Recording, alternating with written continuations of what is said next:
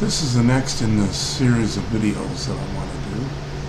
And I know that in the last one I promised that my wife was going to be participating, and she surely is, but she's not ready to start quite yet, so I want to get this one out right now.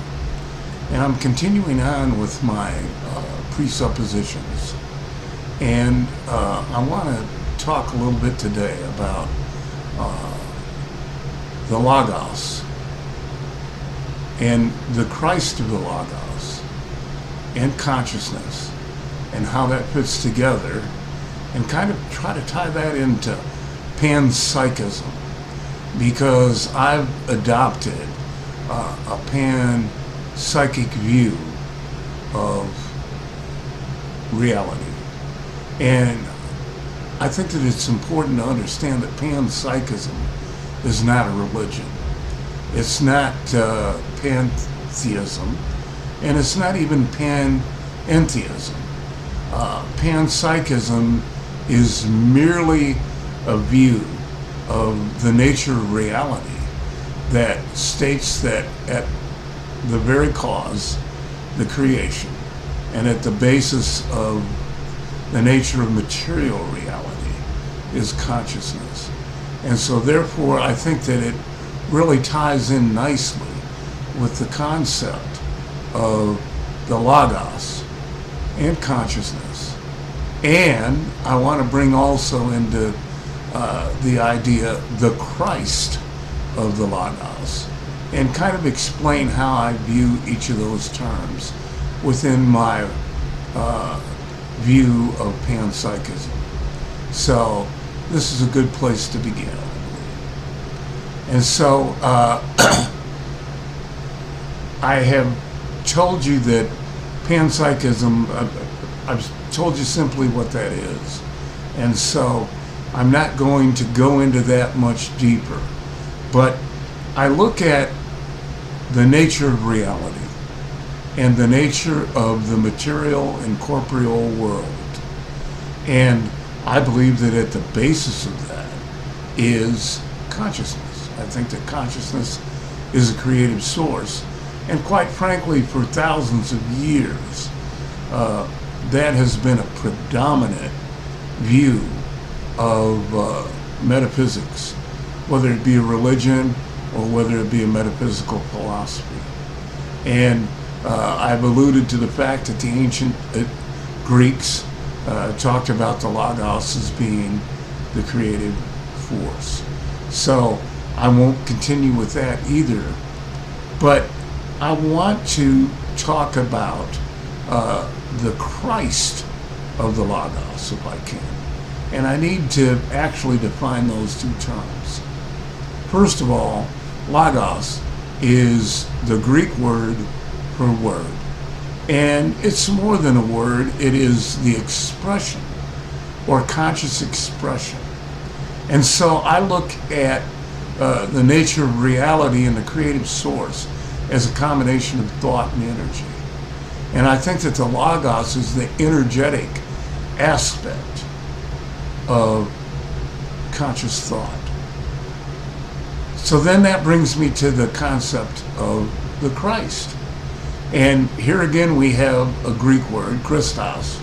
I get these terms, of course, from my Christian background. And since I was raised a Christian, born into a fundamentalist Christian family, then it's only natural that I use these terms in thinking about the nature of reality and the creative source. But Christos, or the Christ, is a word for anointing.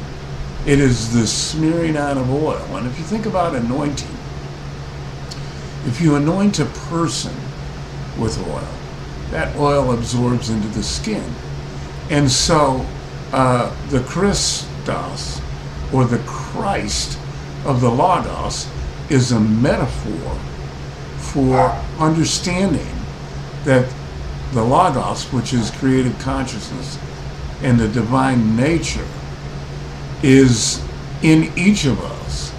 And a symbolic way of looking at that is through the concept of the Christ. So when I say the Christ of the Logos, I'm talking about the anointing of the Logos. And when I talk about the anointing of the Logos, I'm actually talking about the way in which the Logos, or you could call it the higher self of the divine nature, inhabits us as human beings. And that brings me to my understanding of Jesus of Nazareth. Jesus of Nazareth, I believe, was the first person that really claimed to be the incarnation of the Logos. And he did that through the author of John. So if you can believe the Gospel of John and believe that author, then you understand that Jesus' teaching about the Logos was that he was the Logos in the flesh. But he also taught that we have that same indwelling within us that was in him. John talks about us and him and us, him and the Father and him, the Father and us. And so those are metaphors, in my view, for the Logos, or creative source, being the Father. And Jesus is a human that has a divine nature, accepts it, and has incorporated that into his existence. And so therefore he is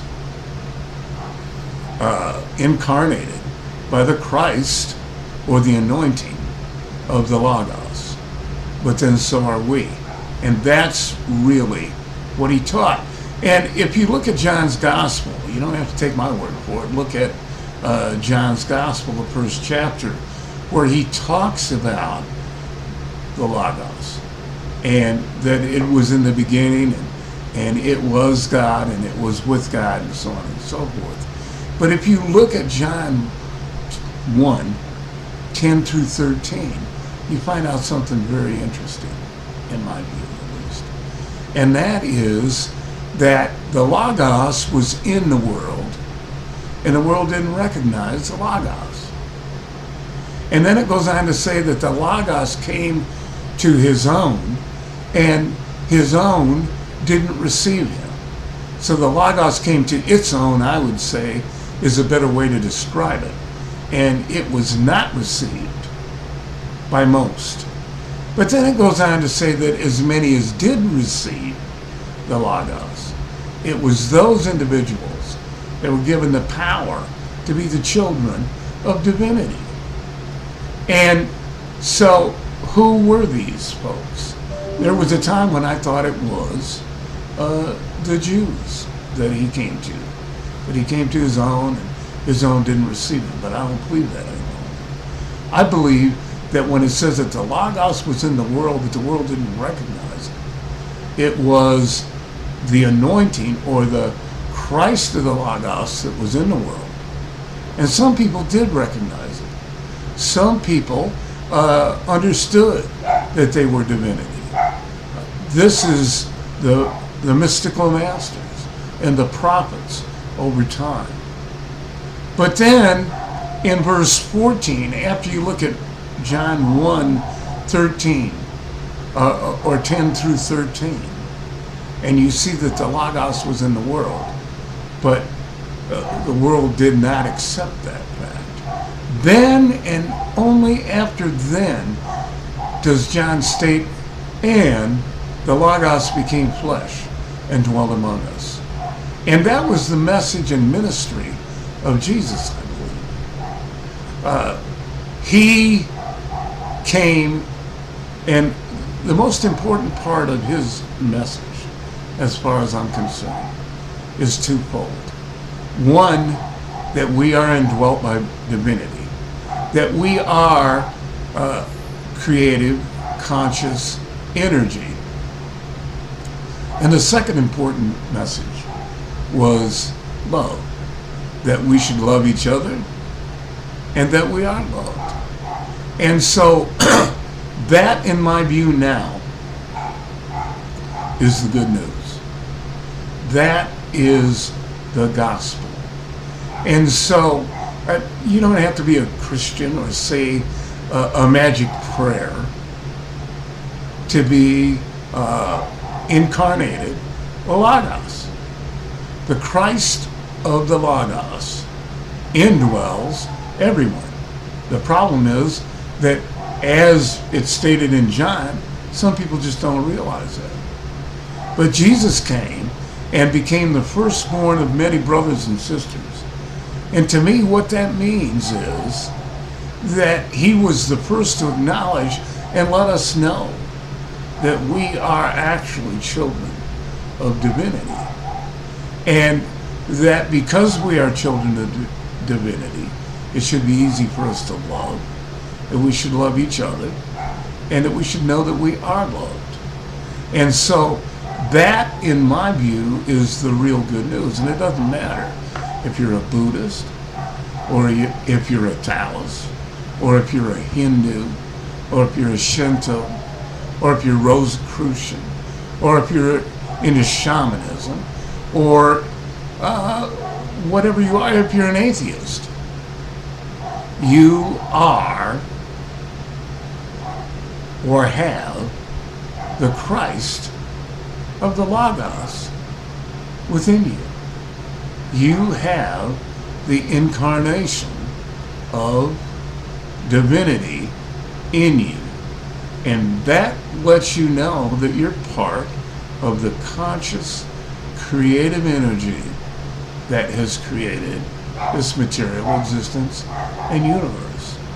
And so, I guess you could say that it is a religion. But to me, it's not a religion, because it is simply the nature of reality. And cognitive scientists such as Donald Hoffman, I'll mention him often. I'll mention him all the time, because I would encourage you to actually look at some of the videos that have been made about him, and even read his book, A Case Against Reality. Because scientific study and experimentation is beginning to show that the world truly is a mental construct, that it is consciousness, that we are conscious agents within a conscious universe, and that what we see in material reality isn't really the reality that exists. And people have been saying this for years. Metaphysicists have said it forever. People who use psychedelic drugs have seen that the reality that we see is only a partial part of the reality that really exists. And so what I want to be able to do is to show that, yes, Jesus had a great message. Yes, Jesus came and enlightened and enabled me to understand who I really am. And he's done that for the entire world. And like I said before, it's not necessary that somebody says a magic prayer, or that someone believes a specific set of doctrine or dogma about who Jesus was and is. That's immaterial, because his message is universal. It's to everyone, and not just one individual group of religious people. So I want to leave it here. Again, I'm close to the 15-minute mark, and I do assure you that I'm going to get my wife to come on here with me, because I really look forward to the discussions that we can have. And I also want to spend time talking about spiritual abuse and look at some of the toxic aspects of Christianity as we go along. So until the next time, just understand this, that you are loved by the universe, that you are divine, that you have a divine nature, and that you are a conscious agent that is also a creative conscious agent in this world. And I believe that consciousness is growing in a spiral effect. Instead of just being circular, it's on an upward spiral.